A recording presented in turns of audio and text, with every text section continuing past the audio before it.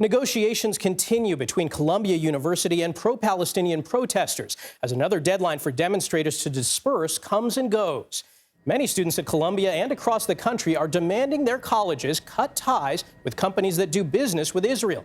Law enforcement has cracked down in recent days, even using tear gas and tasers on some demonstrators at Georgia's Emory University.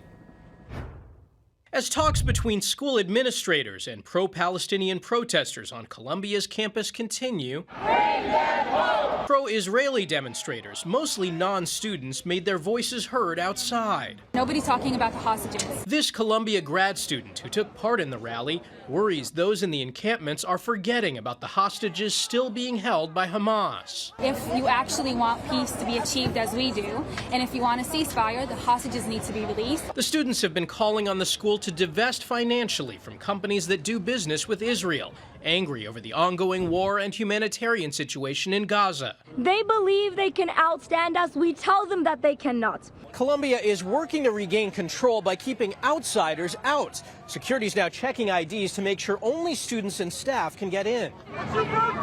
It was a different scene at Ohio State overnight.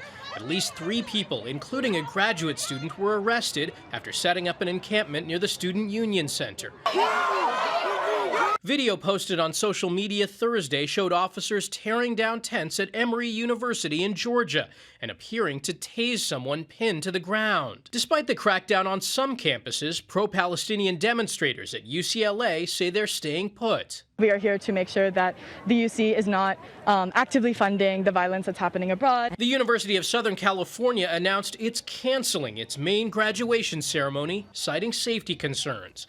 Columbia University's graduation is still set for May 15th.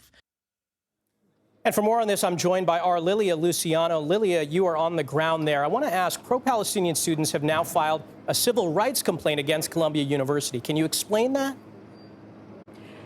They have, Michael. So yesterday they filed this lawsuit. It named or were several of the students, multiple students. They named just a few, but basically they're saying this is a lawsuit on behalf of Palestinian, also students of Arab descent and other Muslim students who say that they've been extremely discriminated against, even when they're not protesting. Some of the communications have been, and what's detailed in the lawsuit, what they talk about is after October 8th, they were treated and accused of things like siding with terrorists, that they had been doxxed, that they have been harassed and attacked, and that on last Thursday, when the police was brought into the university, when the university administration called police to take away or clear the encampment, that also was a sign of discrimination, of violation of their civil rights, because hundreds of students were arrested doing what they said was a peaceful protest and just following their rights. We've heard also from school faculty and from other students and people who say, look, the school is a private university. There's rules. They were violating the rules.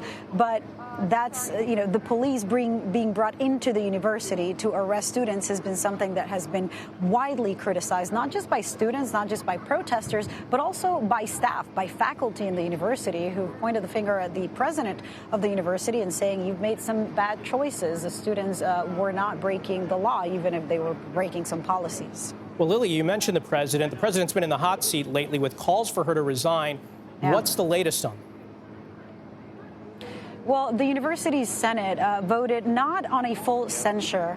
There were concerns that could lead to her stepping down. And, there's concerns in the university that it would be just succumbing to things that have been treated or regarded as politically, including from members of Congress.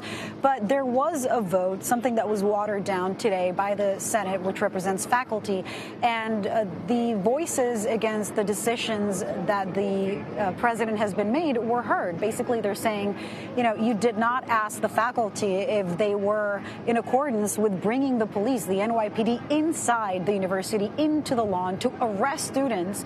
And that's something that a lot of the faculty was against. Again, this is not, the encampment is not outside, not on the public streets of New York, but inside. And so that has faced a great deal of criticism. And the decision from the president to do that last week is kind of why she's on the hot seat on that end. On the other end, there's also many Jewish students who say the university has not done enough to protect us when we've been harassed, when we have been attacked with anti-Semitic chants or insults or assaults.